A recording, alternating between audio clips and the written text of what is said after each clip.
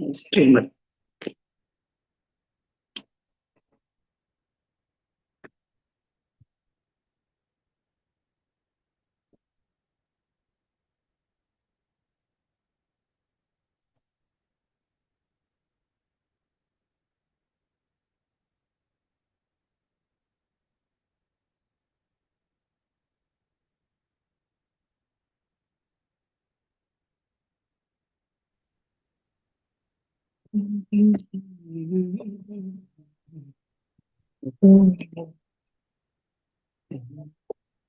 ഹരേ കൃഷ്ണ. ഓം നമോ ഭഗവതേ വാസുദേവായ.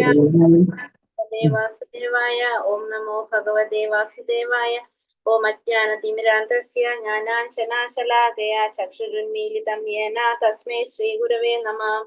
നമോ വിഷ്ണുപാദായ കൃഷ്ണപ്രേഷ്ഠായ ഭൂതലേ ശ്രീമതേ ഭക്തിവേദാന്ത സ്വാമിനിതി നാമിനേ.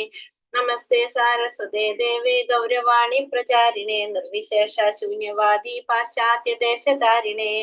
ജയ ശ്രീ കൃഷ്ണ ചൈതന്യ പ്രഭു നിത്യാനന്ദ ശ്രീ അദ്വൈത ഗദാധര ശ്രീവാസാദി ഗൗരഭക്ത വൃന്ദ. ഹരേ കൃഷ്ണ കൃഷ്ണ കൃഷ്ണ ഹരേ ഹരേ, ഹരേ രാമ രാമ രാമ ഹരേ ഹരേ. ഹരേ കൃഷ്ണ. ശ്രീ ശ്രീ രാധാ ഗോവിന്ദ് ടെമ്പിൾ ഇസ്കോൺ മാംഗ്ലൂരിന്റെ ഈശോപനിഷത്ത് ക്ലാസ്സിലേക്ക് എല്ലാവർക്കും സ്വാഗതം. ഹരേ കൃഷ്ണ. എല്ലാവർക്കും പ്രണാമം.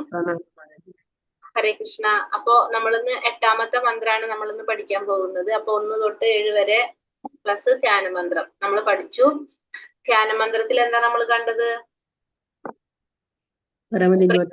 സത്യവും പൂർണ്ണവുമാകയാൽ സർവചരാചരങ്ങളും ഭഗവാന്റെ ഉടമസ്ഥയിലുള്ളതാണ്, ഭഗവാനാൽ നിയന്ത്രിക്കപ്പെടുന്നതാണ്. അപ്പൊ അതുകൊണ്ട് ഓരോരുത്തർക്കും ഭഗവാൻ നീക്കിവെച്ച വിഹിതം മാത്രം സ്വീകരിക്കാൻ പാടുള്ളൂ, മറ്റുള്ളവരുടെ നമ്മൾ ആശിക്കാൻ പാടില്ല. അതാണ് ധ്യാനമന്ത്രം കണ്ടത് അല്ലെ? അല്ല മാതാജി, അല്ല ധ്യാനമന്ത്രം. ധ്യാനമന്ത്രം പൂർണ്ണമത പൂർണ്ണമിതം പൂർണ്ണാത് പൂർണ്ണമുദച്ഛിതം. അതെന്ന് പറഞ്ഞത് ഭഗവാൻ പരിപൂർണനാണ്, ഭഗവാനിൽ നിന്ന് ഉത്ഭവിക്കുന്നതെല്ലാം പൂർണ്ണമായിരിക്കും, ഭഗവാനിൽ നിന്ന് ഉത്ഭവിക്കുന്നതെല്ലാം പൂർണ്ണമായിരിക്കുന്നതോടൊപ്പം തന്നെ ഭഗവാൻ എങ്ങനെ നിലനിൽക്കും? എപ്പോഴും സമ്പൂർണനായിട്ട് തന്നെ നിലനിൽക്കുന്നു. ധ്യാനമന്ത്രം കണ്ടു. 1ാമത്തെ മന്ത്രം നമ്മൾ ഉടമസ്ഥയിലുള്ളത് മാത്രം, ഭഗവാൻ നീക്കി വെച്ചിരിക്കുന്നത് മാത്രം സ്വീകരിക്കാം, മറ്റുള്ളവരുടെ ആശിക്കാൻ പാടില്ല. 2ാമത്തെ മന്ത്രം നമ്മൾ എന്താ കണ്ടത്? അങ്ങനെ നമ്മള് തുടരുന്നവർക്ക് 100 വർഷം ജീവിക്കാൻ ആഗ്രഹം ഉണ്ടായിരിക്കും, കാരണം കർമ്മഫലങ്ങളൊന്നും അവരെ ബാധിക്കുന്നില്ല. 2ാമത്തെ മന്ത്രത്തിൽ കണ്ടു. 3ാമത്തെ മന്ത്രത്തിൽ എന്ത് കണ്ടു? ആത്മാന്താവ് യാതൊരുവനായാലും അന്ധകാരവും അജ്ഞാനവും നിറഞ്ഞ ലോകത്തിലേക്ക് പോകേണ്ടി വരുന്നു, പോയേ പറ്റൂ എന്നുള്ളത് നമ്മൾ 3ാമത്തെ മന്ത്രത്തിൽ കണ്ടു. 4ാമത്തെ മന്ത്രത്തിൽ നമുക്ക് എന്താ കണ്ടത്? സ്വതാമസനെങ്കിലും പരമപുരുഷന്റെ മനസ്സിനേക്കാൾ വേഗത കൂടിയവനും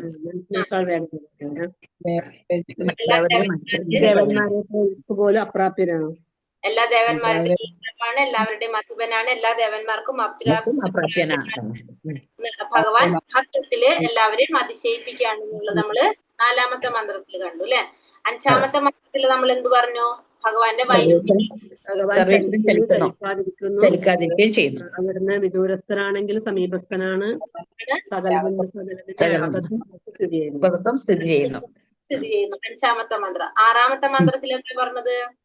ഭഗവാനുമായി ബന്ധപ്പെട്ട് സകലനെയും ദർശിക്കുന്നവര് സർവ്വജീവരാശികളെയും അവിടുത്തെ വിഭിന്നാംശങ്ങളായി കാണുന്നു. അതായത് എല്ലാത്തിലും ഭഗവാനെ ബന്ധപ്പെടുത്തിയിട്ട് എല്ലാത്തിനും ഭഗവാനെ ബന്ധപ്പെടുത്തി ഭഗവാനുണ്ട് എന്നാണ്. ഭഗവാന്റെ അംശമാണെന്ന് ആ വ്യക്തിക്ക് എന്തുണ്ടാവുന്നില്ല? ഒന്നിനെയും പറ്റില്ല. കാരണം എല്ലാതും ഭഗവാന്റെ അംശമാണെന്ന് മനസ്സിലാക്കുന്നത്. 7ാമത്തെ മന്ത്രത്തിൽ എന്താ കണ്ടത്? എല്ലാ ജീവജാലങ്ങളെയും ഈശ്വരന് തുല്യരായി ആത്മീയ കേന്ദ്രങ്ങളായി വീക്ഷിക്കുന്നവൻ ശരിയായ ജ്ഞാനമുള്ളവനാണ്. അയാൾക്ക് അനുഭവം. അപ്പൊ എല്ലാവരും ഗുണത്തില് ഭഗവാന് തുല്യനാണ് എന്ന് മനസ്സിലാക്കുന്ന വ്യക്തിക്ക് എന്തുണ്ടാവില്ല? മായയോ ഭയമോ ഉണ്ടാകുന്നില്ല. മായയോ ഭയപ്പെടേണ്ട ആവശ്യമില്ല, ഭയം അനുഭവിക്കേണ്ടതായിട്ട് വരില്ല. നമ്മള് 7 മന്ത്രം കണ്ടത് അല്ലെ? 7 മന്ത്രം മനസ്സിലായില്ല എല്ലാവർക്കും? ഇനി നമ്മള് 8ാമത്തെ മന്ത്രത്തിലേക്ക് പോകാണെന്ന്. 8 മന്ത്രം എടുത്തു കഴിഞ്ഞാൽ നമുക്ക് എക്സാം ഇടാം. 7 വരെ മന്ത്രം പഠിച്ചു എല്ലാവരും? മനസ്സിലാക്കി? ഇപ്പൊ മനസ്സിലാവുണ്ട്. ബൈഹാർട്ട് ചെയ്തിട്ടില്ല, മന്ത്രം ബൈഹാർട്ട് ചെയ്തിട്ടില്ല. വേണ്ട, ചെയ്യണ്ട, അത് ബുദ്ധിമുട്ടാണ് ഇപ്പൊ ചെയ്യണ്ട. അത് പഠിക്കേണ്ടത് ലെവൽ 5 വരുമ്പോ പറയും. അപ്പൊ ആ സമയത്ത് പഠിച്ചാൽ മതി. ഇപ്പൊ മനസ്സിലാക്കി ഓരോ മന്ത്രത്തിലും മനസ്സിലായി.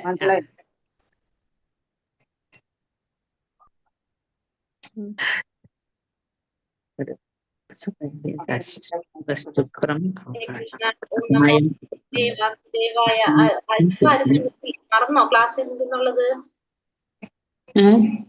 കുറവാണല്ലോ. 9 ആൾക്കാരേ ഉള്ളോ?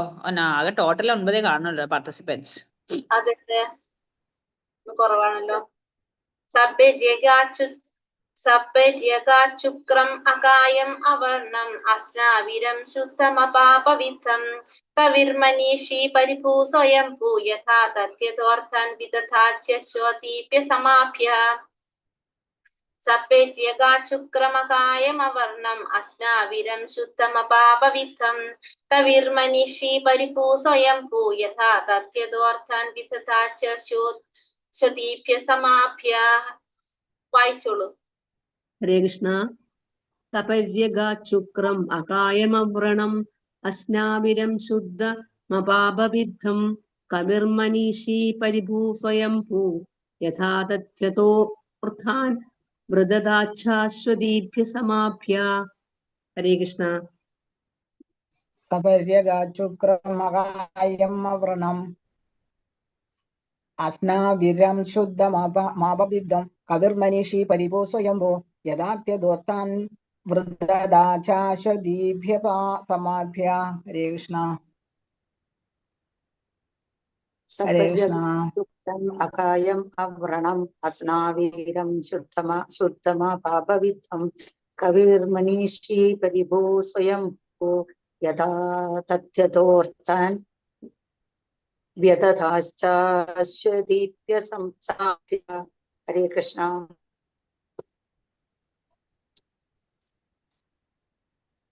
ഹരേ കൃഷ്ണ ചൊല്ലുന്നില്ലേ? ഇനി ആരെ ചൊല്ലാനുള്ള?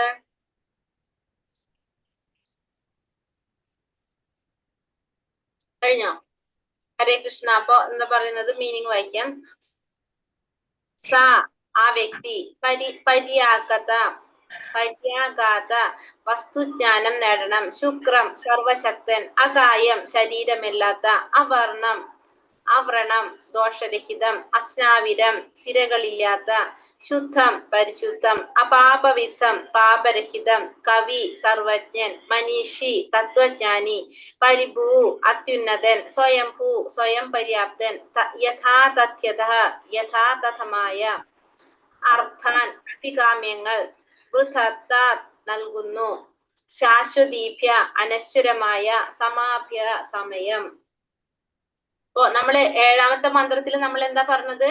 ഭഗവാൻ ഗുണത്തില് ഭഗവാനും ജീവാത്മാക്കളും, ഗുണത്തില് ഭഗവാന് തുല്യമാണ് എല്ലാ ജീവാത്മാക്കളും എന്ന് മനസ്സിലാക്കുന്ന ശരിയായ ജ്ഞാനം നേടിയ വ്യക്തി എന്തനുഭവിക്കുന്നില്ല? മായയോ ഭയമോ അനുഭവപ്പെടുന്നില്ല എന്നാണ് നമ്മള് 7ാമത്തെ മന്ത്രത്തിൽ കണ്ടത്. അപ്പൊ അവിടെ നമുക്ക് മനസ്സിലായത് ഭഗവാനും ജീവാത്മാക്കള് ഗുണത്തില് ഭഗവാന് തുല്യരാണ് എന്ന് മനസ്സിലാക്കുന്ന ജ്ഞാനം നേടിയ വ്യക്തി. ആ ഒരു ജ്ഞാനം നേടിക്കഴിഞ്ഞ വ്യക്തിയെ കുറിച്ചാണ് പറഞ്ഞത്. ഭഗവാനും ജീവാത്മാക്കളും ഗുണത്തില് തുല്യരാണെന്ന്. അത് മനസ്സിലാക്കുന്ന വ്യക്തിക്ക് മായയോ ഭയമോ അനുഭവിക്കേണ്ട വരുന്നില്ല എന്നുള്ളതാണ് നമ്മൾ 7ാമത്തെ മന്ത്രത്തിൽ കണ്ടത്. അതിന്റെ തന്നെ കണ്ടിന്യൂവേഷൻ 8ാമത്തിൽ പറയുന്നത് അങ്ങനെയുള്ള ഒരു വ്യക്തി ചെയ്ത വ്യക്തിയാണ് ആ ജ്ഞാനം നേടിയ വ്യക്തി അല്ലെ. ഭഗവാനും ജീവാത്മാക്കളും ഗുണത്തിൽ തുല്യരാണെന്ന് മനസ്സിലാക്കുന്ന ആ വ്യക്തി എങ്ങനെയാണ് മനസ്സിലാക്കുന്നത്? അങ്ങനെയുള്ള ഒരു വ്യക്തി ശരീരമില്ലാത്തവനും സർവജ്ഞനും ദോഷരഹിതനും സിരകളില്ലാത്തവനും പാപരഹിതനും സ്വയം സമ്പൂർണനും തത്വജ്ഞാനിയും അനാദികാലം മുതൽക്കു തന്നെ എല്ലാവരുടെയും അഭിഷ്ടങ്ങൾ നിറവേറ്റുന്നതിനുമായ സർവശക്തനെ വസ്തുതാപരമായി ഗ്രഹിച്ചിരിക്കുന്നു. അപ്പോ അങ്ങനെയുള്ള ഒരു വ്യക്തി എന്ന് പറയുന്നത് എങ്ങനത്തെ വ്യക്തിയാണ്? അജ്ഞാനം നേടിയ വ്യക്തിയെ.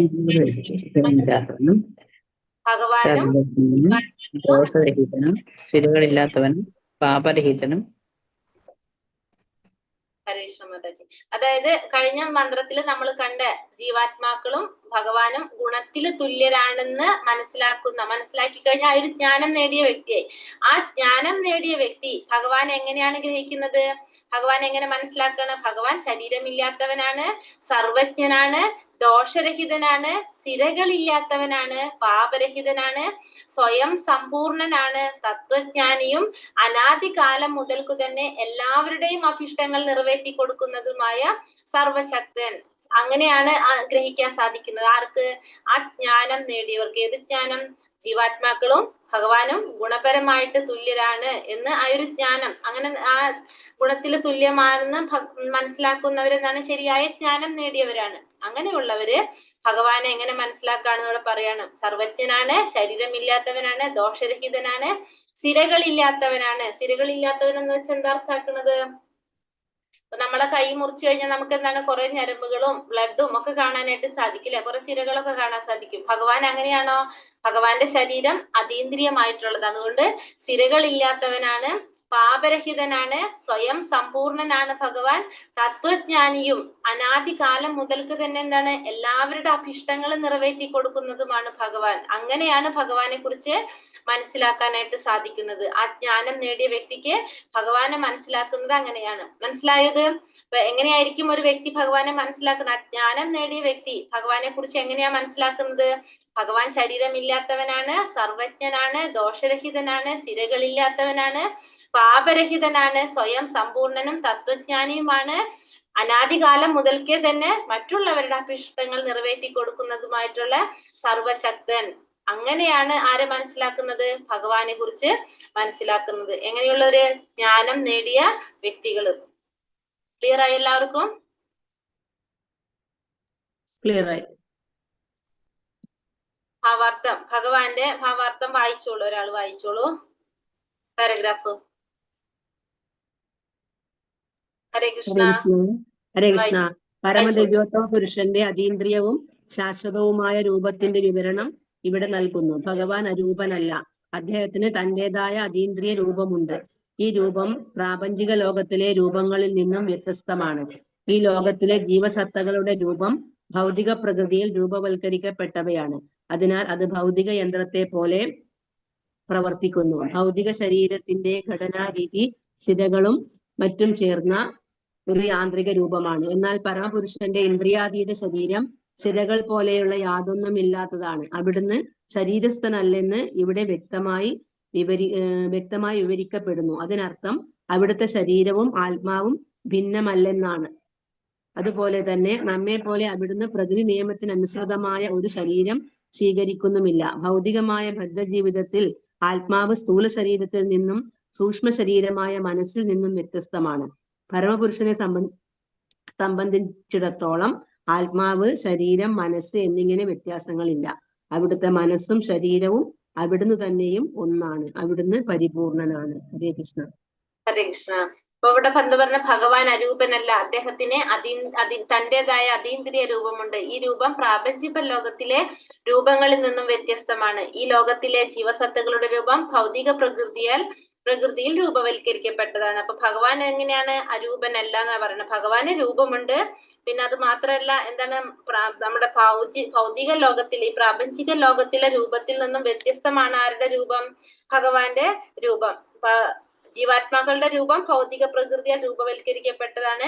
അതുകൊണ്ട് തന്നെ നമുക്കറിയാം നമ്മുടെ ശരീരം എന്താണ്? പഞ്ചഭൂതങ്ങൾ കൊണ്ട് നിർമ്മിച്ചതാണ്. നമ്മളെ ശരീരത്തിൽ എന്തുണ്ട്? ഘടനാപരമായിട്ട് സിരകളുണ്ട്. അങ്ങനെ എല്ലാം ചേർന്നിട്ടുള്ളതാണ് നമ്മുടെ രൂപം. പക്ഷെ ഭഗവാന്റെ രൂപം എങ്ങനെയാണ്? അതീന്ദ്രിയമായിട്ടുള്ളതാണ്. ഇന്ദ്രിയങ്ങൾക്ക് അതീതമായിട്ടുള്ളതാണ് ഭഗവാന്റെ രൂപം. സിരകളെ പോലെ യാതൊന്നും തന്നെ അവിടെ ഇല്ല എന്നാണ് പറയുന്നത്. ഭഗവാന്റെ ആത്മാവും ശരീരവും തമ്മിൽ യാതൊരു വ്യത്യാസവും ഇല്ല. നമുക്കറിയാം നമ്മുടെ ആത്മാവും ശരീരവും തമ്മിൽ വ്യത്യാസമുണ്ട് അല്ലെ? നമ്മുടെ ശരീരം ഉപയോഗിക്കാൻ സാധിക്കാതെ വരുമ്പോ ആത്മാവ് എന്താണ്? വേറൊരു ശരീരത്തിലേക്ക് പോവുകയാണ് ചെയ്യുന്നത്.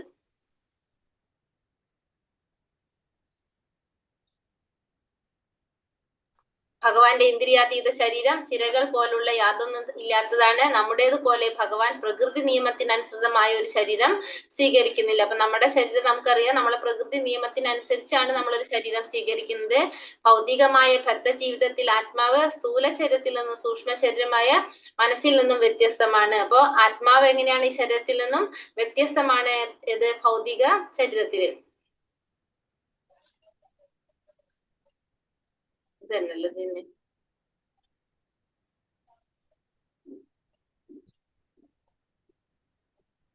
ബ്രഹ്മപുരുഷനെ സംബന്ധിച്ചിടത്തോളം ആത്മാവ്, ശരീരം, മനസ്സ് എന്നിങ്ങനെ വ്യത്യാസങ്ങളില്ല. അവിടുത്തെ മനസ്സും ശരീരവും അവിടുന്ന് തന്നെയും ഒന്നാണ്, അവിടുന്ന് പരിപൂർണനാണ്. അപ്പൊ ഭഗവാനെ സംബന്ധിച്ച് പറയുമ്പോൾ എന്താണ്? ഭഗവാന്റെ ആത്മാവും ശരീരവും മനസ്സും എല്ലാം ഒന്ന് തന്നെയാണ്. അത് തമ്മില് ശരീരവും ആത്മാവും മനസ്സും തമ്മിൽ യാതൊരു വ്യത്യാസമില്ല. ഭഗവാൻ പരിപൂർണനാണ്, എല്ലാതും ഒന്ന് തന്നെയാണ്. പക്ഷെ നമ്മളെ സംബന്ധിച്ചിടത്തോളം എന്താണ്? ഇതൊക്കെ വ്യത്യാസമുണ്ട് എന്ന് പറയാണ്. അടുത്തത് ബ്രഹ്മസംഹിത 5:1 ഭഗവാൻ ശാശ്വത രൂപം, അനശ്വരത, അനശ്വരത, പൂർണ്ണജ്ഞാനം, പൂർണ്ണ ആനന്ദം എന്നിവയെ പൂർണ്ണമായും പ്രതിനിധീകരിക്കുന്നു എന്നാണ് ഇതിനർത്ഥം. അപ്പൊ ഭഗവാന്റെ ശാശ്വത രൂപം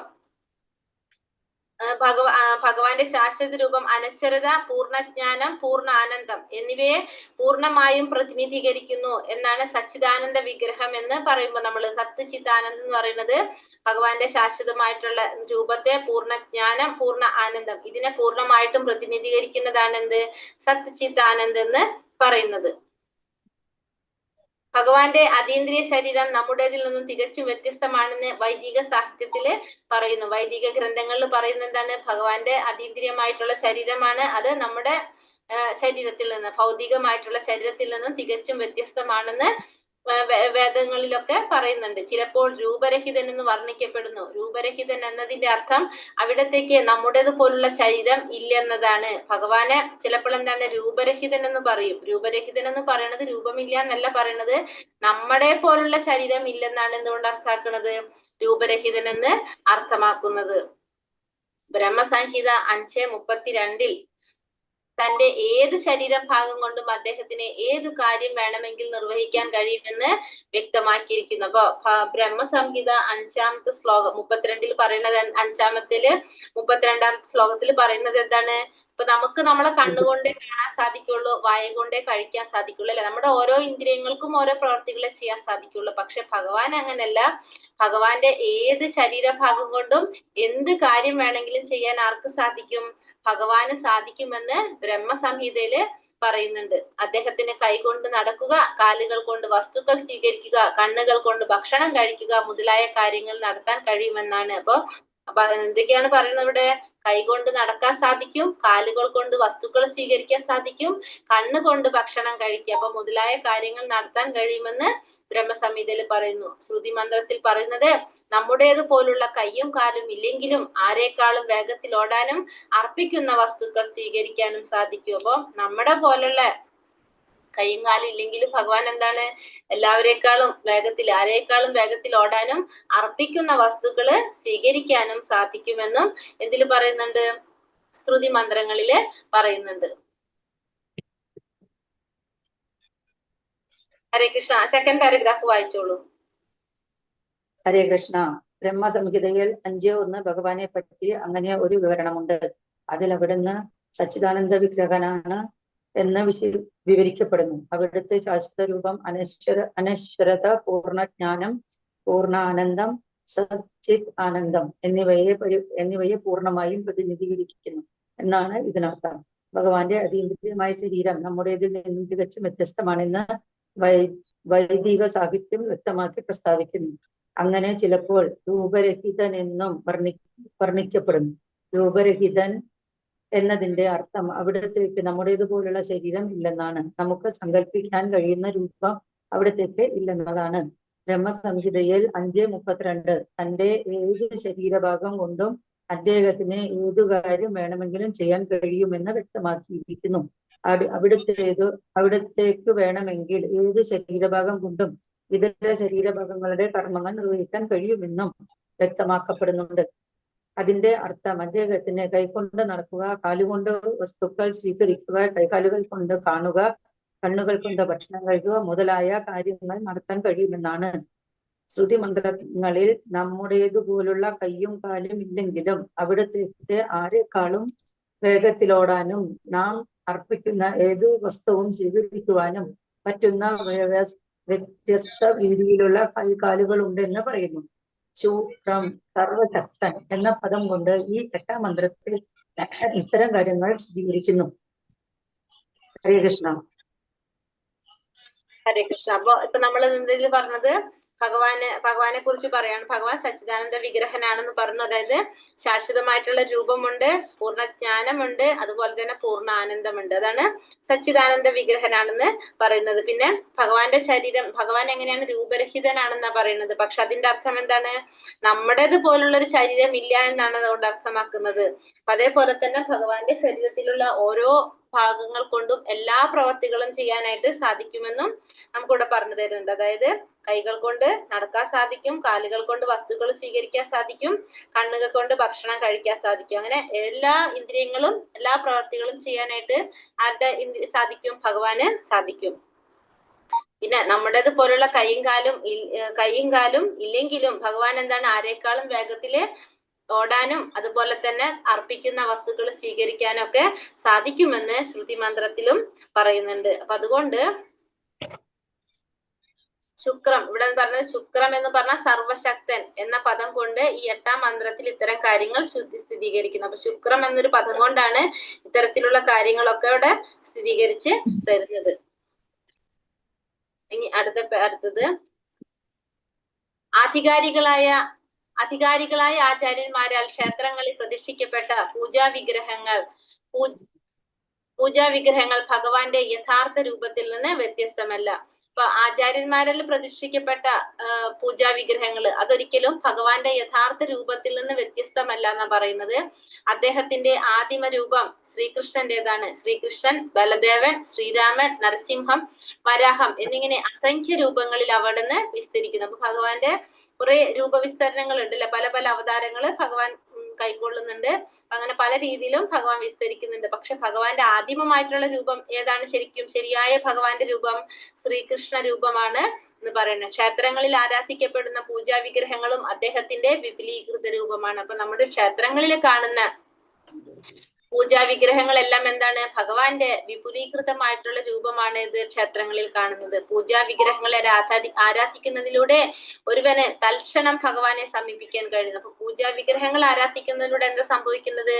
ഒരു വ്യക്തിക്ക് ഭഗവാനെ ആരാധിക്കാനായിട്ട് തൽക്ഷണം ഭഗവാനെ സമീപിക്കാൻ കഴിയുന്നു. ആരാധിക്കുന്നതിലൂടെ ഒരു വ്യക്തിക്ക് തൽക്ഷണം ഭഗവാനെ സമീപിക്കാൻ സാധിക്കുന്നു. കാരണം ഈ കലിയുഗത്തിലെ ഈ പൂജാവിഗ്രഹങ്ങൾ എന്ന് പറയുന്നത് എന്താണ്? നമ്മളെ മുന്നിൽ ഭഗവാൻ വന്നു നിന്നാലും നമുക്ക് ഭഗവാനെ കാണാൻ സാധിക്കില്ല. പക്ഷെ നമ്മളെ ഈ കലിയുഗത്തില് നമ്മളെ ഇന്ദ്രിയങ്ങൾക്ക് കാണാൻ സാധിക്കാവുന്ന വിധത്തില് ഭഗവാൻ അവതരിച്ചിരിക്കുന്നതാണ് എന്ത്? വിഗ്രഹങ്ങളിലൂടെ. അപ്പൊ വിഗ്രഹങ്ങൾ എന്ന് പറഞ്ഞു കഴിഞ്ഞാല് ഭഗവാൻ തന്നെയാണ്. കലിയുഗത്തില് നമുക്ക് കാണാൻ സാധിക്കുന്നത് ഭഗവാൻ എങ്ങനെയാണ്? ഈ വിഗ്രഹങ്ങളിലൂടെയാണ് നമുക്ക് കാണാനായിട്ട് സാധിക്കുന്നത്. അപ്പൊ ആ വിഗ്രഹങ്ങളിൽ നമ്മൾ എന്തർപ്പിച്ചാലും അത് ആർക്കാണ് കിട്ടുന്നത്? ഭഗവാനിലേക്ക് തന്നെയാണ് എത്തിച്ചേരുന്നത്. അത് നമ്മള് എന്താണ് ഒരു പോസ്റ്റ് ബോക്സിന്റെ ഉദാഹരണം പറഞ്ഞിട്ട് ഭഗവത്ഗീതയില് ശ്രീല പ്രഭുപാദർ പറയുന്നുണ്ടായിരുന്നു അല്ലെ, നമ്മൾ പഠിച്ചിട്ടുണ്ടാവും, ഓർമ്മയുണ്ടാവും വിചാരിക്കുന്നു. നമ്മൾ പറഞ്ഞിട്ടില്ല. കാരണം ആധികാരികമായിട്ടുള്ള പോസ്റ്റ് ബോക്സിൽ ലെറ്റർ ഇട്ടാലും അത് എവിടേക്ക് തന്നെ എത്തും? യഥാർത്ഥത്തിൽ എത്തേണ്ട സ്ഥലത്തേക്ക് തന്നെ, ആ അഡ്രസ്സിൽ തന്നെ എത്തും. അതേപോലെ തന്നെയാണ് ഈ പൂജാവിഗ്രഹങ്ങളിൽ നമ്മൾ അർപ്പിക്കുന്നത് എല്ലാതും എവിടേക്ക് തന്നെ എത്തിച്ചേരും? ഭഗവാനിലേക്ക് തന്നെ എത്തും. അങ്ങനെ ആരാധിക്കുമ്പോൾ നമുക്ക് എന്താ കിട്ടുന്നത്? തൽക്ഷണം തന്നെ ഭഗവാനെ സമീപിക്കാനായിട്ട് സാധിക്കുകയാണ് ചെയ്യുന്നത്. ഈശോപനിഷത്തും ശ്രുതി മന്ത്രങ്ങളും അറിയാത്ത മൂഢന്മാർ ശുദ്ധഭക്തന്മാരാൽ ആരാധിക്കപ്പെടുന്ന പൂജാവിഗ്രഹങ്ങളെ ഭൗതിക മൂലകങ്ങൾ കൈക്കൊണ്ടുള്ളതായിട്ട് കണക്കാക്കുന്നു. പക്ഷെ ഈശോപനിഷത്ത് മനസ്സിലാക്കാത്ത അല്ലെങ്കിൽ ശ്രുതി മന്ത്രങ്ങള് ഇതൊന്നും അറിയാത്ത മൂഢന്മാരെന്താ ചിന്തിക്കുന്നത്? ഈ ശുദ്ധഭക്തന്മാര് ആരാധിക്കുന്ന ഈ പൂജാവിഗ്രഹങ്ങളൊക്കെ വെറും ഭൗതിക മൂലകങ്ങൾ കൊണ്ട് ഉണ്ടാക്കിയതാണെന്ന് ചിന്തിക്കുകയാണ്. നമ്മൾ ഈ പറഞ്ഞ പോലെ മണ്ണ് കൊണ്ടോ പിന്നെ അതല്ലെങ്കിൽ ലോഹം കൊണ്ടോ അങ്ങനെയൊക്കെ ഉണ്ടാക്കിയതാണെന്ന് അവര് ചിന്തിക്കുകയാണ് ചെയ്യുന്നത്. താൻ മനുഷ്യരൂപത്തിൽ അവതരിക്കുക മൂലം തന്നെ നിന്ദിക്കുന്ന അല്പജ്ഞരായ ജനങ്ങളുടെ പതിതാവസ്ഥയെ പറ്റി ഭഗവത്ഗീത 9:11-12 ഭഗവാൻ ഖേദം പ്രകടിപ്പിക്കുന്നു. അപ്പൊ ഭഗവാൻ മനുഷ്യരൂപത്തിൽ അവതരിക്കുന്ന മൂലം ഭഗവാനെ നിന്ദിക്കുന്നത്, അത് ഭഗവാൻ ഒരു സാധാരണ മനുഷ്യനായിട്ട് കാണുന്നവരെ കുറിച്ച് ഭഗവാൻ ഭഗവത്ഗീതയില് 9 മുതൽ 9-ാമത്തെ അധ്യായത്തില് 11-12 ശ്ലോകങ്ങളില് ഭഗവാൻ പറയുന്നുണ്ട്. അത് അടുത്തതിലാണ്. ഹരേ കൃഷ്ണ. ആ പാരഗ്രാഫ് വായിച്ചോ, 7-ാം മന്ത്രത്തിൽ പറയുന്നത് പോലെ. ഹരേ കൃഷ്ണ. 7-ാം മന്ത്രത്തിൽ പറയുന്നത് പോലെ പരമപ്രഭുവിനെ സാക്ഷാത്കരിച്ച അധികാരികളായ ആചാര്യന്മാരാൽ ക്ഷേത്രങ്ങളിൽ പ്രതിഷ്ഠിക്കപ്പെട്ട പൂജാവിഗ്രഹങ്ങൾ ഭഗവാന്റെ യഥാർത്ഥ രൂപത്തിൽ നിന്ന് വ്യത്യസ്തമല്ല. അദ്ദേഹത്തിന്റെ ആദിമ രൂപം ശ്രീകൃഷ്ണന്റേതാണെന്ന് ശ്രീകൃഷ്ണന്റേതാണ്. ശ്രീകൃഷ്ണൻ, ബലദേവൻ, ശ്രീരാമൻ, നരസിംഹം, വരാഹം എന്നിങ്ങനെ അസഖ്യം രൂപങ്ങളിൽ അവിടുന്ന് ഈ രൂപങ്ങളെല്ലാം ഒന്നു തന്നെയാണ്. അതും അദ്ദേഹത്തിന്റെ വിപുലീകൃത രൂപമാണ്. പൂജാ വിഗ്രഹങ്ങളെ ആരാധിക്കുന്നതിലൂടെ ഒരുവന് തൽക്ഷണം ഭഗവാനെ സമീപിക്കാൻ കഴിയുന്നു. ഇപ്രകാരം അവിടുന്ന് തന്റെ സർവശക്തിത്വത്തിലൂടെ ഭക്തന്മാരുടെ സേവനങ്ങൾ സ്വീകരിക്കുന്നു. ആചാര്യന്മാരുടെയും ഗുരുക്കന്മാരുടെയും അപേക്ഷ പ്രകാരം ഭഗവാന്റെ പൂജാ വിഗ്രഹം അവതാരം ചെയ്യുകയും അദ്ദേഹത്തിന്റെ സർവശക്തി വൈഭവത്താൽ ഭഗവാൻ തന്റെ യഥാർത്ഥ രീതിയിൽ തന്നെ പ്രവർത്തിക്കുകയും ചെയ്യുന്നു. ഈശോപനിഷത്തോ ശ്രുതി മന്ത്രങ്ങളോ അറിയാത്ത മൂഢന്മാർ ശുദ്ധ ഭക്തന്മാരാൽ ആരാധിക്കപ്പെടുന്ന പൂജാ വിഗ്രഹങ്ങളെ ഭൗതിക മൂലകങ്ങൾ കൊണ്ട് ഉള്ളതായി കണക്കാക്കുന്നു. ഈ രൂപം മൂഢന്മാരായ ജനങ്ങളുടെ അഥവാ കനിഷ്ഠാധികാരികളുടെ അവിശുദ്ധമായ ദൃഷ്ടിയാൽ ഭൗതിക വസ്തുവായി കാണുന്നു. പക്ഷേ അത്തരം ജനങ്ങൾ അദ്ദേഹം സർവശക്തനും സർവവ്യാപിയുമായതുകൊണ്ട് ജഡപദാർത്ഥങ്ങളെ ആത്മീയ വസ്തുവായും ആത്മീയ വസ്തുവിനെ ജഡപദാർത്ഥമായും സ്വേച്ഛാനുസാരം മാറ്റാൻ അദ്ദേഹത്തിന് കഴിയുമെന്ന് മനസ്സിലാക്കുന്നില്ല. ഹരേ കൃഷ്ണ. ഹരേ കൃഷ്ണ. അപ്പോൾ എന്താ ഈ മന്ത്രത്തിൽ പറഞ്ഞത്? നമ്മൾ പറഞ്ഞില്ല, ആധികാരികളായിട്ടുള്ള ആചാര്യന്മാര് ക്ഷേത്രങ്ങളിൽ പ്രതിഷ്ഠിക്കുന്ന വിഗ്രഹങ്ങളെ ഭഗവാന്റെ യഥാർത്ഥ രൂപത്തിൽ നിന്ന് വ്യത്യസ്തമല്ല. പക്ഷെ മൂഢന്മാരെന്താ ചിന്തിക്കുന്നത്? അവര് ഇതിനെ ഭൗതിക മൂലങ്ങൾ കൊണ്ട് ഉണ്ടാക്കിയതായിട്ട് അങ്ങനെയാണ് കണക്കാക്കുന്നത്. അതിനെ അത് ഭഗവാനായിട്ടോ ഭഗവാനിൽ നിന്ന് വ്യത്യസ്തമാണ്, ഭഗവാന് തുല്യമാണെന്ന് ആര് ചിന്തിക്കുന്നില്ല. ഭഗവാന്റെ യഥാർത്ഥ രൂപത്തിൽ നിന്ന് വ്യത്യസ്തമല്ല എന്നുള്ളത് ആർക്ക് മനസ്സിലാക്കാൻ സാധിക്കുന്നില്ല? മൂഢന്മാർക്ക് മനസ്സിലാക്കാൻ സാധിക്കുന്നില്ല. ഈ പൂജാ വിഗ്രഹങ്ങളെ ആരാധിക്കുന്നതിലൂടെ ഒരുവൻ എന്താ സംഭവിക്കുന്നത്? തൽക്ഷണം തന്നെ ഭഗവാനെ സമീപിക്കാനായിട്ട് സാധിക്കുമെന്ന് പറയാണ്. താൻ മനുഷ്യരൂപത്തിൽ അവതരിക്കുന്നത് മൂലം തന്നെ നിന്ദിക്കുന്ന അല്പജ്ഞരായ ജനങ്ങളുടെ പതിതാവസ്ഥയെ പറ്റി ഭഗവത്ഗീത 9-ാം അധ്യായം 11-12 ഭഗവാൻ ഖേദം പ്രകടിപ്പിക്കുന്നു. അപ്പൊ മനുഷ്യരൂപത്തിൽ ഭഗവാൻ അവതരിക്കുമ്പോ ഭഗവാൻ എങ്ങനെയാണ് കാണുന്നത്? സാധാരണ ഒരു മനുഷ്യനായിട്ട്, ഒരു വ്യക്തിയായിട്ടാണ് ഇവരെല്ലാം കാണാനായിട്ട് കാണുന്നത്. ഭഗവാനുമായുള്ള ബന്ധം വിസ്മരിച്ചിരിക്കുന്നത് മാത്രമാണ് ജീവിവർഗത്തിന്റെ ബദ്ധാവസ്ഥയ്ക്ക് കാരണം. നമുക്കറിയാം, നമ്മൾ ഈ ഭൗതിക ലോകത്തിൽ ജന്മമെടുക്കാൻ കാരണം എന്താണ്? ഭഗവാനുമായിട്ടുള്ള ബന്ധം വിസ്മരിച്ചു. അതുകൊണ്ടാണ് നമ്മളിവിടെ ഈ ജീവിവർഗത്തിന്റെ ബദ്ധാവസ്ഥയ്ക്ക് കാരണം ആ ഒരു നമ്മളെ ഓർമ്മക്കുറവ്, മറവിയാണ്. നമ്മൾ ഭഗവാനുമായിട്ടുള്ള ബന്ധം നമ്മൾ വിസ്മരിച്ചതാണ് നമുക്ക് കാരണം. ഈ മന്ത്രത്തിലും പല വേദമന്ത്രങ്ങളിലും അനാദികാലം മുതൽക്ക് തന്നെ അദ്ദേഹം ജീവസത്തകൾക്ക് വേണ്ടതെല്ലാം നൽകിക്കൊണ്ടിരിക്കുന്നെന്ന് പ്രസ്താവിക്കുന്നു. അപ്പൊ ഈ മന്ത്രത്തിലും എന്താ പറയണത്? പല മന്ത്രങ്ങളിലും പറയുന്നത്, വേദമന്ത്രങ്ങളിലും അനാദികാലം മുതൽക്ക് തന്നെ, ഇപ്പോഴല്ല, അനാദികാലം മുതൽക്കേ തന്നെ അദ്ദേഹം ജീവസത്തകൾക്ക് വേണ്ടതെല്ലാം നൽകിക്കൊണ്ടിരിക്കുന്നു എന്ന് പ്രസ്താവിക്കുന്നു. അപ്പൊ ജീവാത്മാക്കൾക്ക് നമുക്ക് വേണ്ട എല്ലാ കാര്യങ്ങളും ആര് തരുന്നുണ്ട്? ഭഗവാൻ തരുന്നുണ്ട്. പരമാത്മാ രൂപത്തിൽ നമ്മളെ ഹൃദയത്തിൽ ഇരിക്കുന്നത് കൊണ്ട് നമുക്ക് എന്തൊക്കെയാ വേണ്ടതെന്ന് ആർക്കറിയാം? ഭഗവാൻ അറിയാം. അത് നമ്മുടെ യോഗ്യതയ്ക്കനുസരിച്ച് നമുക്ക് ആര് തരാണ്? ഭഗവാൻ നൽകിക്കൊണ്ടിരിക്കുകയാണെന്ന് പറയാണ്. സാധാരണ നിലയിൽ ജീവസത്തയ്ക്ക് ഭഗവാനിൽ നിന്ന് എന്ത് പദവി നേടണമെന്നോ എന്ത് പദവിക്കായി പ്രവർത്തിക്കണമെന്നോ അറിയില്ല. എന്നാൽ ജീവസത്ത തന്റെ സ്വരൂപാവസ്ഥയെ കുറിച്ച്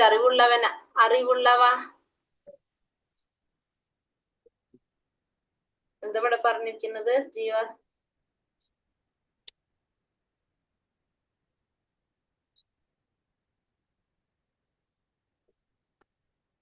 ആ ഒരു പാരഗ്രാഫ് വായിക്കാവോ? ഈ മന്ത്രത്തിലും മറ്റു പല വേദമന്ത്രങ്ങളിൽ നിന്നുള്ളത്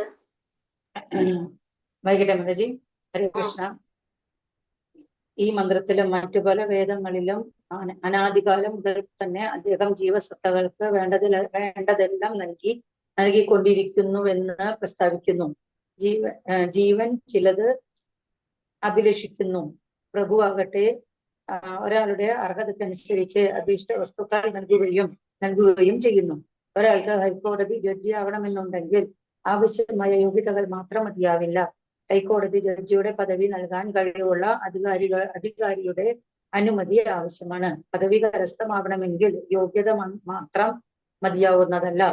ഉന്നത അധികാരിയായി ഇയാൾ പദവി നൽകപ്പെടേണ്ടി വരും. അതുപോലെ ഭഗവാൻ ജീവാത്മാക്കൾക്ക് അവരുടെ യോഗ്യതകളുടെ തോതനുസരിച്ച് തന്നെയാണ് സന്തുഷ്ടി പ്രദാനം ചെയ്യുന്നത്. പുരസ്കാരം ലഭിക്കാൻ യോഗ്യത മാത്രം പോരാ, അദ്ദേഹത്തിന്റെ കാരുണ്യം ആവശ്യമാണ്. ഹരേ കൃഷ്ണ. കൃഷ്ണ മാതാജി ഇവിടെ എന്താ പറഞ്ഞത്? നമ്മള് ആഗ്രഹിക്കുന്നതിനനുസരിച്ച് നമുക്ക് വേണ്ടതെല്ലാം ഭഗവാൻ തരാണ്. പക്ഷെ എങ്ങനെയാണ്? നമ്മുടെ അർഹതയ്ക്കനുസരിച്ചാണ് നമ്മൾ അഭിഷ്ട വസ്തുക്കൾ നൽകുന്നത്. അർഹതയ്ക്കനുസരിച്ചാണ് നൽകുന്നത്. അതിന് പറയുന്നതാണ്, നമുക്ക് ആ ഒരു അർഹത, പുരസ്കാരം ലഭിക്കാൻ നമുക്ക് എന്ത് മാത്രം പോരാ? യോഗ്യത മാത്രം പോരാ, വേറെ എന്ത് കൂടി വേണം? ഭഗവാന്റെ കാരുണ്യം കൂടി വേണമെന്ന് പറയാണ്. അടുത്തതിൽ പറയുന്നത്, സാധാരണ നിലയിൽ ജീവസത്തയ്ക്ക് ഭഗവാനിൽ നിന്ന് എന്ത് പദവി നേടണമെന്നോ എന്ത് പദവിക്കായി പ്രവർത്തിക്കണമെന്നോ അറിയില്ല. എന്നാൽ ജീവസത്ത തന്റെ സ്വരൂപാവസ്ഥയെ കുറിച്ച് അറിവുള്ളവനാകുന്നതോടെ ഭഗവാന് പ്രേമഭരിത സേവനം അർപ്പിക്കുന്നതിനായി അവിടുത്തെ അതീന്ദ്രിയ സഹചാരിയായി തന്നെ സ്വീകരിക്കണമെന്നായിരിക്കും ആവശ്യപ്പെടുന്നത്. അപ്പൊ ഇവിടെ എന്താണ്? സാധാരണ നിലയിൽ ജീവാത്മാവിന് എന്തറിയില്ല? ഭഗവാനിൽ നിന്ന് എന്ത് പദവി നേടണമെന്നോ എന്ത് പദവിക്കായിട്ടാണ് പ്രവർത്തിക്കണമെന്നോ എന്നറിയില്ല. പക്ഷെ ഭഗവാനെ കുറിച്ച് മനസ്സിലാക്കുന്നതോടെ, ഭഗവാനെ കുറിച്ചുള്ള അറിവുള്ളവനാകുന്നതോടെ എന്താണ്? ഭഗവാന് പ്രേമഭരിത സേവനം അർപ്പിക്കുന്നതിനായിട്ട് ഭഗവാന്റെ അതീന്ദ്രിയ സഹചാരിയായിട്ട് തന്നെ സ്വീകരിക്കണമെന്നായിരിക്കും ആവശ്യപ്പെടുന്നത്. ഇപ്പൊ നമ്മളുടെ ഒരു അവസ്ഥ അല്ലെ, നമുക്ക് അറിയില്ല, ഭഗവാനെ കുറിച്ച് നമുക്ക് അറിയാത്തിടത്തോളം നമുക്ക് എന്താണ് നമുക്ക് വേണ്ടതെന്നോ നമ്മൾ എന്തിനാണ് പറയുന്നത് അതൊന്നും നമുക്ക് അറിയില്ല. പക്ഷെ എപ്പോഴാണ് നമുക്ക് ഭഗവാനെ കുറിച്ച് മനസ്സിലാക്കുന്നത്, പിന്നെ നമ്മൾ എന്താണ് ഭഗവാനോട് പറയുന്നത്? ഭഗവാന് സേവനം അർപ്പിക്കാൻ വേണ്ടിട്ട് അല്ലെ, നമുക്ക് സേവനം ചെയ്യാനുള്ള അവസരം തരാൻ വേണ്ടിയിട്ടാണ് നമ്മൾ പറയുന്നത്. പിന്നെ അതുപോലെ തന്നെ ഭഗവാന്റെ അതീന്ദ്രിയ സഹചാരിയായിട്ട് തന്നെ സ്വീകരിക്കണം എന്നായിരിക്കും ആവശ്യപ്പെടുന്നത്. ബാഹ്യശക്തിയുടെ താൽക്കാലിക വശ്യതയിൽ മനം മയങ്ങുന്നവർ ഭഗവാനിലേക്ക് മടങ്ങിച്ചെല്ലുക എന്ന യഥാർത്ഥ ലക്ഷ്യം വിസ്മരിക്കുന്നുവെന്ന് ശ്രീമദ് ഭാഗവതം 7:5:30-31 പ്രസ്താവിച്ചിരിക്കുന്നു. അപ്പോ ബാഹ്യശക്തിയുടെ താൽക്കാലിക വശ്യതയിൽ മനം മയങ്ങുന്നവര്, ഇപ്പൊ ബാഹ്യശക്തിയുടെ താൽക്കാലികമായിട്ടുള്ള വശ്യതയിൽ മനം മയങ്ങുന്നവർക്ക് എന്താ സംഭവിക്കുന്നത്? അവര് ഭഗവാനിലേക്ക് മടങ്ങി ചെല്ലുക എന്നുള്ള യഥാർത്ഥ ലക്ഷ്യം അവര് മറന്നുപോകും. അപ്പൊ അവരുടെ വഴി എന്തായി മാറും? തെറ്റായ വഴിക്ക് പോകാനായിട്ട് തുടങ്ങും. അവരത് മറന്നു പോകും. അപ്പൊ അവരുടെ ലക്ഷ്യം അവര് വിട്ടുപോകും. എങ്ങനെയാണെങ്കിൽ ആ മായാശക്തിയില് മയങ്ങി പോയി കഴിഞ്ഞാൽ, മായാശക്തിയിലെ വശ്യതയില് മനം മയങ്ങി കഴിഞ്ഞാല് സ്വാഭാവികമായിട്ട് നമ്മുടെ ലക്ഷ്യം മാറും, നമ്മുടെ വഴി മാറും. അപ്പൊ നമ്മൾ എന്ത് വിസ്മരിക്കും? നമ്മുടെ യഥാർത്ഥത്തിലുള്ള നമ്മളെ കാര്യം നമ്മൾ വിസ്മരിച്ചു പോകുമെന്ന് ഭാഗവതത്തിലും പറയുന്നുണ്ട്. ജീവസത്തയുടെ ആഗ്രഹത്തിനനുസരിച്ച് അവിടുന്ന് പ്രതിഫലം നൽകുന്നു. ജീവന് നരകത്തിൽ പതിക്കണമെന്നുണ്ടെങ്കിൽ തടസ്സപ്പെടുത്താതെ അത് അനുവദിക്കുന്നു. ഇതിന് അനുയോജ്യമായ പദമാണ് ഈശോപനിഷത്തിലെ യഥാതഥ്യത എന്ന പദം. അപ്പോ ജീവാത്മാവിന്റെ ആഗ്രഹത്തിനനുസരിച്ചാണ് ആര് പ്രതിഫലം നൽകുന്നത്? ഭഗവാൻ പ്രതിഫലം നൽകുന്നത്. അപ്പൊ നമ്മൾ ചെയ്യുന്ന ഓരോ കാര്യങ്ങളും നമുക്ക് പ്രതിഫലം കിട്ടുന്നത് എങ്ങനെയാണ്? നമ്മുടെ ആഗ്രഹത്തിനനുസരിച്ചാണ് നമുക്ക് കിട്ടുന്നത്. ആഗ്രഹത്തിനനുസരിച്ച് ഒരു ജീവന് നരകത്തിൽ പതിക്കണം എന്നുണ്ടെങ്കിൽ തടസ്സപ്പെടുത്താതെ ഭഗവാൻ എന്ത് ചെയ്യും? അത് അനുവദിച്ചു തരും. ഇതിന് അനുയോജ്യമായ പദമാണ് ഈശോപനിഷത്തിൽ എന്ത് പറയുന്നത്? യഥാതഥ്യത എന്ന പദം പറയുന്നത്. ഈശ്വരനെ പരിഭു എന്ന് വർണ്ണിക്കപ്പെടുന്നു. ഒരാളും അദ്ദേഹത്തിന് സമമോ അദ്ദേഹത്തെക്കാൾ ഉന്നതനോ അല്ല. അപ്പൊ ഭഗവാൻ ഇവിടെ വേറൊരു പദം കൂടി പറയുന്നുണ്ട്, പരിഭു എന്ന് പറയുന്നുണ്ട്. അതിന്റെ അർത്ഥം എന്താണ്? ഭഗവാന് തുല്യനായിട്ടോ ഭഗവാന് സമനായിട്ടോ ഒരാളും തന്നെ ഇല്ല എന്നുള്ളതാണ് പരിഭു എന്ന് പറയുന്നതിന്റെ അർത്ഥം. അതിന് മുന്നത്തെ പാരഗ്രാഫ് വായിച്ചുള്ളൂ. സാധാരണ നിലയിൽ. ഹരേ കൃഷ്ണ. സാധാരണ നിലയിൽ ജീവസത്തയ്ക്ക് ഭഗവാനിൽ നിന്ന് എന്ത് പദവി നേടണമെന്നോ എന്ത് പദവിക്കായി പ്രാർത്ഥിക്കണമെന്നോ അറിയില്ല. എന്നാൽ ജീവസത്ത തന്റെ സ്വരൂപാവസ്ഥയെക്കുറിച്ച് അറിവുള്ളവനാകുന്നതോടെ ഭഗവാന് പ്രേമഭരിത സേവനം അർപ്പിക്കുന്നതിനായി അവിടുത്തെ അതീന്ദ്രിയ സഹചാരിയായി തന്നെ സ്വീകരിക്കണമെന്നായിരിക്കും ആവശ്യപ്പെടുന്നത്. നിർഭാഗ്യവശാൽ അവർ ഭൗതിക പ്രകൃതിക്ക് വശംവദരായി മറ്റു പലതും ആവശ്യപ്പെടുകയും ചെയ്യുന്നു. ഇത്തരക്കാരുടെ മാനസിക വ്യാപാരത്തെ ഭഗവത്ഗീതയിൽ 2-ാം-അധ്യായം 41 ഏകാഗ്രമല്ലാത്ത അഥവാ ശാഖകളോടുകൂടിയ ബുദ്ധി എന്ന് വിവരിക്കുന്നു. ആത്മീയ ബുദ്ധി ഏകമാണ്, പക്ഷേ ഭൗതിക ബുദ്ധി ബഹുശാഖകളുള്ളതത്രേ. ബാഹ്യശക്തിയുടെ താൽക്കാലിക വശ്യതയിൽ മനം മയങ്ങുന്നവർ ഭഗവാനിലേക്ക് മടങ്ങിച്ചെല്ലുക എന്ന യഥാർത്ഥ ലക്ഷ്യം വിസ്മരിക്കുന്നുവെന്ന് ശ്രീമദ് ഭാഗവതത്തിൽ പ്രസ്താവിച്ചിരിക്കുന്നു. ഈ വസ്തുത വിസ്മരിച്ച് അവർ പല പരിപാടികളിലും പദ്ധതികളിലും കൂടി ചേർന്ന് കാര്യങ്ങൾ ശരിയാക്കാൻ ശ്രമിക്കുന്നു. എന്നാൽ ഇത് ചവച്ചത് വീണ്ടും ചവയ്ക്കുന്നത് പോലെയാണ്. എന്നിരുന്നാലും ഭഗവാൻ തന്റെ കരുണയാൽ വിസ്മൃതനായ ജീവസത്തയെ ഇതിൽ നിന്നും തടയുന്നില്ല. ഈശോപനിഷത്തിലെ ഈ ശ്ലോകത്തിൽ യഥാതഥ്യത എന്ന പദമാണ് ഇതിനനുയോജ്യമായി ഉപയോഗിച്ചിരിക്കുന്നത്. ജീവസത്തയുടെ ആഗ്രഹത്തിനനുസരിച്ച് അവിടുന്ന് പ്രതിഫലം നൽകുന്നു. ജീവന് നരകത്തിൽ പതിക്കണമെന്നുണ്ടെങ്കിൽ തടസ്സപ്പെടുത്താതെ അത് അനുവദിക്കുന്നു. ഭഗവത് സന്നിധിയിലേക്ക് മടങ്ങിപ്പോവുകയാണ് വേണ്ടതെങ്കിൽ അതിന് സഹായിക്കുന്നു. ഹരേ കൃഷ്ണ. ഹരേ കൃഷ്ണ. ഇവിടെ എന്താ പറഞ്ഞത്? നമ്മൾ പറഞ്ഞു ജീവാത്മാവ് എന്താണ് നമ്മൾ പ്രാർത്ഥിക്കുന്നത്, നമുക്കപ്പൊ അത് കിട്ടാണ് ചെയ്യുന്നത്. അപ്പൊ നമുക്ക് എപ്പോഴാണ് ഭഗവാനെ കുറിച്ച് മനസ്സിലാക്കുന്നത്? അപ്പൊ നമ്മൾ എന്ത് പറയും ഭഗവാനോട്? ഭഗവാന്റെ സേവനം ചെയ്യാനായിട്ട്, പിന്നെ അതുപോലെ തന്നെ ഭഗവാന്റെ അതീന്ദ്രിയ സഹചാരിയായിട്ട് തന്നെ സ്വീകരിക്കണമെന്ന് നമ്മൾ ആവശ്യപ്പെടും. എപ്പോ? ഭഗവാനെ കുറിച്ച് നമുക്ക് മനസ്സിലാകുമ്പോ. അതുവരെ നമ്മൾ എന്താണ് എന്ത് പദവി നേടണം, എന്താണ് പ്രാർത്ഥിക്കേണ്ടതെന്ന് നമുക്ക് മനസ്സിലാക്കാനായിട്ട് സാധിക്കുന്നില്ല എന്ന് പറയാണ്. പിന്നെ അതുപോലെ തന്നെ എന്താണ് ഇവിടെ പറയുന്നത്? ഈശോപനിഷത്തിലെ ഇതിൽ പറയുന്നത് യഥാതഥ്യത എന്ന പദം. അതുകൊണ്ട് അവിടെ എന്താ അർത്ഥമാക്കുന്നത്? ഓരോരുത്തരുടെയും ആഗ്രഹത്തിനനുസരിച്ച് ഭഗവാൻ പ്രതിഫലം നൽകുന്നു. ജീവന് നരകത്തിൽ പതിക്കണമെങ്കിൽ അത് തടസ്സപ്പെടുത്താതെ അത് അനുവദിക്കും. അതല്ല ഭഗവത് സന്നിധിയിലേക്ക് മടങ്ങി പോകുകയാണെങ്കിൽ അതിന് സഹായിക്കും. അപ്പൊ എന്താണ് നമ്മൾ ആഗ്രഹം, അതനുസരിച്ച് നമുക്ക് വേണ്ട ആഗ്രഹം അതനുസരിച്ചാണ് ഭഗവാൻ പ്രതിഫലം നൽകുന്നത്. അതാണ് ഇവിടെ യഥാതഥ്യത എന്ന പദം കൊണ്ട് അർത്ഥമാക്കുന്നത്. ഈശ്വരനെ പരിഭു എന്നും വർണ്ണിക്കപ്പെടുന്നു. ഒരാളും അദ്ദേഹത്തിന് സമനോ അദ്ദേഹത്തെക്കാൾ ഉന്നതനോ അല്ല എന്നാണ് ഇവിടെ അതുകൊണ്ട് അർത്ഥമാക്കുന്നത്. ജീവസത്തകൾ പ്രഭുവിൽ നിന്ന് വസ്തുക്കൾ കാക്ഷിക്കുന്ന യാചകരായി വർണ്ണിക്കപ്പെടുന്നു. അവർ അഭിലഷിക്കുന്ന വസ്തുക്കൾ അദ്ദേഹം പ്രദാനം ചെയ്യുന്നു. അപ്പോ ഭഗവാനിൽ നിന്ന് ജീവാത്മാക്കൾ എന്താണ്? ഭഗവാനിൽ നിന്ന് വസ്തുക്കൾ കാക്ഷിക്കുന്ന യാചകന്മാരായിട്ടാണ് പറയുന്നത്. ഭഗവാനിൽ നിന്ന് നമ്മൾ എന്താണ് യാചിക്കുകയാണ് ചെയ്യുന്നത്. അപ്പൊ നമ്മൾക്ക് നമ്മുടെ ആഗ്രഹങ്ങള് അനുസരിച്ച് ഭഗവാൻ നമുക്ക് പ്രദാനം ചെയ്യാണ് ചെയ്യുന്നത്. ജീവാത്മാക്കള് ഭഗവാനോട് നമ്മൾ എങ്ങനെയാണ് യാചകരായിട്ടാണ് വർണ്ണിക്കുന്നത് നമ്മുടെ.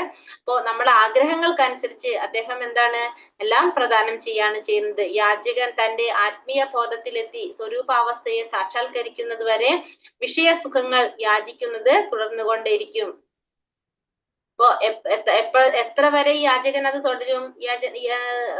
യാചകൻ തുടരുന്നത് എപ്പോഴാണോ ആത്മീയ ബോധത്തിലെത്തി തന്റെ സ്വരൂപാവസ്ഥയെ സാക്ഷാത്കരിക്കുന്നത്, അതുവരെ ആ വിഷയ സുഖങ്ങൾ യാചിക്കുന്നത് തുടർന്നുകൊണ്ടേയിരിക്കും. ആ പാരഗ്രാഫ് ഒന്ന് വായിക്കാവോ? ഹരേ കൃഷ്ണ. ഇവിടെ ഈശ്വരൻ മഹോന്നതൻ എന്ന അർത്ഥത്തിൽ പരിഭു എന്ന് വർണ്ണിക്കപ്പെടുന്നു. ഒരാളും അദ്ദേഹത്തിന് സമനോ അദ്ദേഹത്തെക്കാൾ ഉന്നതനോ അല്ല. മറ്റു ജീവസത്തകൾ പ്രഭുവിൽ നിന്ന് വസ്തുക്കൾ കാക്ഷിക്കുന്ന യാചകരായി വർണ്ണിക്കപ്പെടുന്നു. അവർ അഭിലഷിക്കുന്ന വസ്തുക്കൾ അദ്ദേഹം പ്രദാനം ചെയ്യുകയും ചെയ്യുന്നു. വൈഭവത്തിൽ ജീവസത്തയ്ക്ക് ഭഗവാനുമായി സമത്വവും സർവജ്ഞതയും സർവശക്തിത്വവും ഉണ്ടായിരുന്നെങ്കിൽ മുക്തി എന്ന് വിശേഷിപ്പിക്കപ്പെടുന്നതിനു വേണ്ടി പോലും പ്രഭുവിനോട് യാചിക്കുന്ന പ്രശ്നം ഉദിക്കുമായിരുന്നില്ല. ഭഗവാന്റെ പാദങ്ങളിലേക്ക് മടങ്ങിയെത്തലാണ് യഥാർത്ഥത്തിലുള്ള മോക്ഷപ്രാപ്തി. നിരാകാരവാദികളാൽ കരുതുന്ന മുക്തി ഒരു സങ്കല്പം മാത്രമാണ്. യാചകൻ തന്റെ ആത്മീയ ബോധത്തിലെത്തി സ്വരൂപാവസ്ഥയെ സാക്ഷാത്കരിക്കുന്നത് വരെ വിഷയസുഖങ്ങൾ യാചിക്കുന്നത് തുടർന്നുകൊണ്ടേയിരിക്കും. ഹരേ കൃഷ്ണ. ഹരേ കൃഷ്ണ. അപ്പൊ ഇവിടെ എന്താ പറഞ്ഞത്? നമ്മള് യാചിക്കുകയാണെന്ന് പറഞ്ഞു അല്ലെ. നമ്മള് എപ്പോഴാണ് നമുക്ക് ആ ആത്മീയ ബോധത്തിലെത്തി സ്വരൂപാവസ്ഥയെ സാക്ഷാത്കരിക്കാൻ സാധിക്കുന്നത്, അതുവരെ നമ്മൾ എന്ത് ചെയ്തുകൊണ്ടിരിക്കും? നമ്മുടെ ഈ യാചന തുടർന്നുകൊണ്ടേയിരിക്കും. ഭഗവാൻ എപ്പോഴും പരിശുദ്ധനാണെന്ന് സ്ഥിരീകരിക്കുന്നതിനായി ഈശോപനിഷത്തിൽ ശുദ്ധം, അപാപവിദ്ധം എന്നീ പദങ്ങൾ ഉപയോഗിച്ചിരിക്കുന്നു. അപ്പോ ഇവിടെ ഭഗവാൻ എങ്ങനെയാണ് പരിശുദ്ധനാണ് എന്ന് സ്ഥിരീകരിക്കാനായിട്ടാണ് ഇത് പറയുന്നത് ശുദ്ധം, അപാപവിദ്ധം എന്നീ പദങ്ങള് ഉപയോഗിച്ചിരിക്കുന്നത്. അപവിത്രമായ വസ്തുക്കൾ അവിടുത്തെ സ്പർശന മാത്രയിൽ തന്നെ പവിത്രമായി തീരുന്നു. പവിത്രത ഇല്ലാത്ത വസ്തുക്കൾ പോലും എന്താണ് ഭഗവാന്റെ ആ ഒരു സ്പർശന മാത്രയില് ഭഗവാനെ സ്പർശിക്കുന്നത് കൊണ്ട് അതും എന്തായിട്ട് മാറും? പവിത്രമായിട്ട് മാറാണ് ചെയ്യുന്നത്. ഭഗവാൻ അപാപവിദ്ധൻ എന്ന് പറയാൻ കാരണം പാപത്തിന് അവിടത്തെ സ്പർശിക്കാൻ പോലും സാധിക്കില്ല. അപ്പൊ ഭഗവാനെ സ്പർശിക്കാൻ എന്തിനു സാധിക്കില്ല? പാപത്തിന് സാധിക്കില്ല. ഭഗവാന് അതുകൊണ്ടാണ് ഭഗവാൻ എന്ന് പറയുന്നത് അപാപവിദ്ധൻ എന്ന് പറയുന്നത്. തന്റെ അണുനാശക ശക്തിയാൽ സൂര്യൻ നിന്ദ്യമായ വസ്തുക്കളെ പരിശുദ്ധമാക്കുന്നു. ഒരു ഭൗതിക വസ്തുവായ സൂര്യൻ ഇത്രമാത്രം ശക്തനാണെങ്കിൽ സർവശക്തനായ ഭഗവാന്റെ വിശുദ്ധിയും ശക്തിയും നമുക്ക് സങ്കല്പിക്കാൻ പോലും കഴിയില്ല. അപ്പൊ നമ്മൾ പറഞ്ഞില്ലേ സൂര്യന്റെ പ്രത്യേകത എന്താണ്? സൂര്യൻ എല്ലാത്തിനെയും ശുദ്ധീകരിക്കാൻ എന്തിനു സാധിക്കും? സൂര്യന് സാധിക്കും. പക്ഷെ സൂര്യൻ ഒരിക്കലും എന്ത് സംഭവിക്കുന്നില്ല? അശുദ്ധനാകുന്നില്ല. സൂര്യൻ എപ്പോഴും എപ്പോഴും ശുദ്ധമായിട്ട് തന്നെ നിൽക്കും. പക്ഷെ സൂര്യന് മറ്റുള്ളതിനെ എന്ത് ചെയ്യാൻ സാധിക്കും? പരിശുദ്ധമാക്കാനായിട്ട് സൂര്യന് സാധിക്കും. അപ്പൊ ഒരു ഭൗതികമായിട്ടുള്ള സൂര്യൻ എങ്ങനെയാണ് പറയുന്നത്? ഒരു ഭൗതിക വസ്തുവായിട്ടുള്ള സൂര്യന് ഇത്രയും ശക്തി ഉണ്ടെങ്കിൽ ഇപ്പൊ ഭഗവാൻ എന്താണ്? അതീന്ദ്രിയനാണ്. ആ ഭഗവാന്റെ വിശുദ്ധിയും ശക്തിയും എന്ന് പറയുന്നത് നമ്മൾക്ക് സങ്കല്പിക്കാൻ പോലും സാധിക്കില്ല എന്ന് പറയുന്നത്. കാരണം നമ്മൾ ഉദാഹരണം പറഞ്ഞ സൂര്യന്. അപ്പൊ സൂര്യൻ എന്ന് വെച്ചിട്ടുണ്ടെങ്കിൽ നമ്മൾ പറഞ്ഞു എല്ലാത്തിനെയും പരിശുദ്ധമാക്കാനായിട്ട് സാധിക്കുന്നതാണ് സൂര്യൻ എന്ന് പറയുന്നത്. അപ്പൊ ഒരു ഭൗതിക വസ്തുവായിട്ടുള്ള സൂര്യൻ ഇത്രയും ശക്തി ഉണ്ടെങ്കിൽ അതീന്ദ്രിയനായിട്ടുള്ള ഭഗവാന്റെ ശക്തി എങ്ങനെയായിരിക്കും? അത് നമുക്ക് അചിന്ത്യമാണ്, നമുക്ക് ചിന്തിക്കാൻ പോലും സാധിക്കാനായിട്ട് പറ്റാത്തതാണെന്ന് പറയാനുണ്ട്. ഹരേ കൃഷ്ണ. ആ പാരഗ്രാഫ് വായിച്ചോളൂ. ഹരേ കൃഷ്ണ. ഭഗവാൻ മാത്രമാണ് സ്വയം സമ്പൂർണ്ണൻ. വായിക്കുന്നുണ്ടോ? വായിച്ചോളൂ. ഭഗവാൻ മാത്രമാണ് സ്വയം സമ്പൂർണ്ണൻ. 5000 വർഷങ്ങൾക്ക് മുമ്പ് ഭഗവാൻ ശ്രീകൃഷ്ണൻ അവതരിച്ചപ്പോൾ വൈവിധ്യമാർന്ന ലീലകളാൽ തന്റെ പരമപുരുഷ രൂപം പ്രകടിപ്പിച്ചിരുന്നു. ശൈശവത്തിൽ അവിടുന്ന് അഘാസുരൻ, ശകടാസുരൻ, ബകാസുരൻ തുടങ്ങി നിരവധി ശക്തരായ അസുരന്മാരെ നിഗ്രഹിച്ചു. ബാഹ്യമായ പരിശ്രമം കൊണ്ട് അവിടുന്ന് അത്തരം ശക്തി ആർജിക്കുക എന്ന പ്രശ്നമേ ഉദിക്കുന്നില്ല. ഭാരോദ്വഹനം പരിശീലിക്കാതെ തന്നെ അവിടുന്ന് ഗോവർദ്ധന പർവ്വതം എടുത്തുയർത്തി. സാമൂഹ്യ നിയന്ത്രണങ്ങളും എതിർപ്പുമില്ലാതെ അവിടുന്ന് ഗോപസ്ത്രീകളോടൊത്ത് രാസനടനമാടി. ഗോപികമാർ ജാരപ്രേമത്തോടെയാണ് അവിടുത്തെ സമീപിച്ചതെങ്കിൽ പോലും ആ ബന്ധം പൂർണ്ണ സന്യാസിയും സംയമിയും മഹാനുഭാവനുമായിരുന്ന ചൈതന്യ മഹാപ്രഭുവിനാൽ പോലും ആരാധിക്കപ്പെടുന്നു. അവിടുന്ന് എല്ലായ്പ്പോഴും പരിശുദ്ധനാണെന്ന് സ്ഥിരീകരിക്കുന്നതിനായി ഈശോപനിഷത്തിൽ ശുദ്ധം, അപാപവിദ്ധം എന്നീ പദങ്ങൾ ഉപയോഗിച്ചിരിക്കുന്നു. അപവിത്രമായ വസ്തു പോലും അവിടുത്തെ സ്പർശന മാത്രയിൽ തന്നെ പവിത്രമായി തീരുന്നു. ഭഗവത്ഗീതയിൽ പരാമർശിച്ചിട്ടുള്ളതുപോലെ തുടക്കത്തിൽ ഒരു ഭക്തൻ ദുരാചാരിയായിരുന്നാൽ പോലും അയാൾ ശരിയായ പാതയിൽ ചരിക്കുന്നതിനാൽ അയാളെ പരിശുദ്ധനായി സ്വീകരിക്കേണ്ടതുണ്ട്. ഭഗവാൻ അപാപവിദ്ധൻ എന്ന് പറയാൻ കാരണം പാപത്തിന് അവിടുത്തെ സ്പർശിക്കാൻ പോലും സാധ്യമല്ല. പാപമായി കരുതുന്ന പ്രവർത്തനങ്ങളിൽ അവിടുന്ന് ഏർപ്പെടുന്നതായി തോന്നാമെങ്കിലും അവയൊക്കെ നല്ലവയാണെന്ന് കാണാം. കാരണം പാപത്തിന് അവിടുത്തെ സ്പർശിക്കുവാൻ കഴിയുകയെന്ന പ്രശ്നം ഉദിക്കുന്നതേയില്ല. എന്തുകൊണ്ടെന്നാൽ ഏതു സാഹചര്യത്തിലും അവിടുന്ന് ശുദ്ധനാണ്, പരമപവിത്രം. അവിടുത്തെ പലപ്പോഴും സൂര്യനോട് ഉപമിക്കാറുണ്ട്. സൂര്യൻ ഭൂമിയിലെ അസ്പർശ്യമായ പല സ്ഥലത്തു നിന്നും ഈർപ്പം വലിച്ചെടുക്കുന്നു, എന്നിട്ടും പരിശുദ്ധി നിലനിർത്തുകയും ചെയ്യുന്നു. വസ്തുനിഷ്ഠമായി പറഞ്ഞാൽ തന്റെ അണുനാശക ശക്തിയാൽ സൂര്യൻ നിന്ദ്യമായ വസ്തുക്കളെ പരിശുദ്ധമാക്കുന്നു. ഒരു ഭൗതിക വസ്തുവായ സൂര്യൻ ഇത്രമാത്രം ശക്തനാണെങ്കിൽ സർവശക്തനായ ഭഗവാന്റെ വിശുദ്ധിയും ശക്തിയും നമുക്ക് സങ്കല്പിക്കാൻ പോലും കഴിയില്ല. ഹരേ കൃഷ്ണ.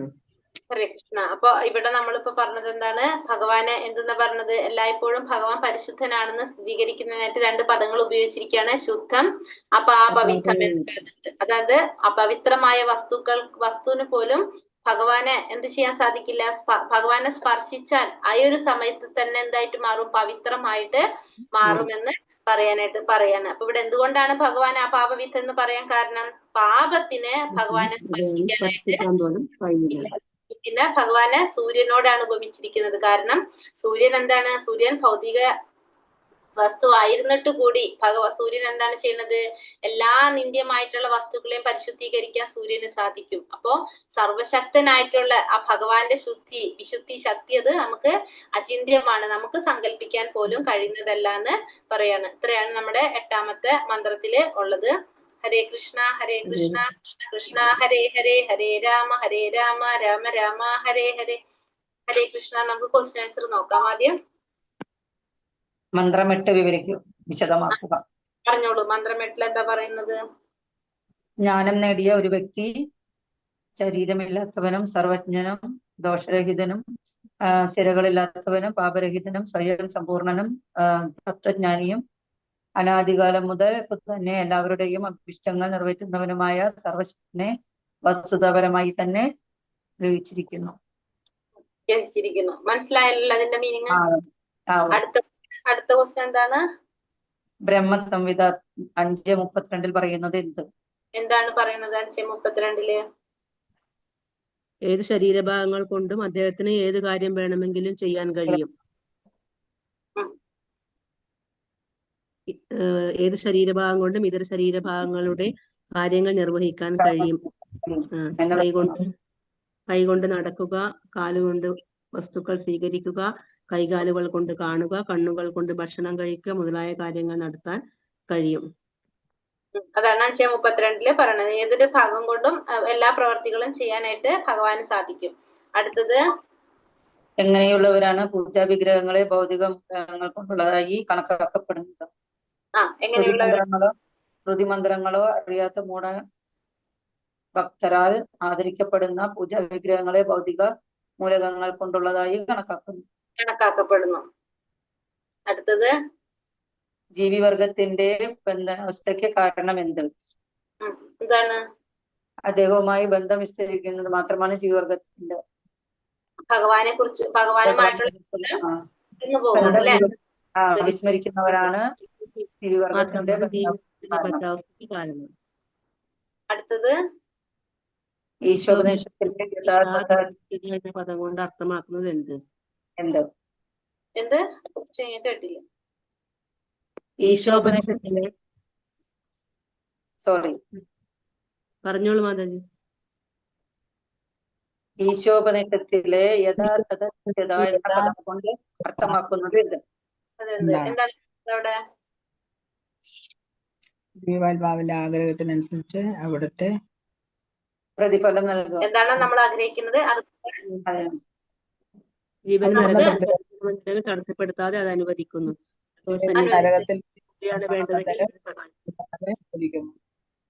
നമ്മൾ എന്താണ് ആഗ്രഹിക്കുന്നത് അത് നമുക്ക് നടത്തി തരാണ് അല്ലെ? നമ്മുടെ ഈ അർഹതയ്ക്കനുസരിച്ച് അല്ലെങ്കിൽ യോഗ്യതയ്ക്കനുസരിച്ച് നമുക്ക് വേണ്ടത് ഭഗവാൻ ചെയ്തു തരാണ്. ഇനിയുണ്ടോ ക്വസ്റ്റ്യൻ? ഈശ്വരന് പരിഭു എന്നത് കൊണ്ട് സൂചിപ്പിക്കുന്നത് എന്താണ്? അദ്ദേഹത്തെക്കാൾ ഉന്നതനോ അല്ല, മറ്റൊരാളും അദ്ദേഹത്തിന് സമനോ അദ്ദേഹത്താൽ ഉന്നതനോ അല്ല. മഹോന്നതനാണ്. അതായത് മറ്റുള്ളവര് അദ്ദേഹത്തിന് സമനോ അദ്ദേഹത്തിനേക്കാൾ ഉന്നതരായിട്ട് ആരും തന്നെ ഇല്ല. ഒരാളും അദ്ദേഹത്തിന് സമമായിട്ടും ഇല്ല, ഉന്നതനായിട്ടും ഇല്ല എന്നുള്ളതാണ് മഹോന്നതൻ ഈശ്വരൻ. അതായത് പരിഭു എന്ന പദം കൊണ്ട് ഇവിടെ അർത്ഥമാക്കുന്നത്. ഒരു ചോദ്യം കൂടെ ഉണ്ട്. ഈശോപനിഷത്തിൽ ശുദ്ധം, അപാപവിത്തം എന്നീ പദങ്ങൾ സൂചിപ്പിക്കുന്നത് എന്താണ്?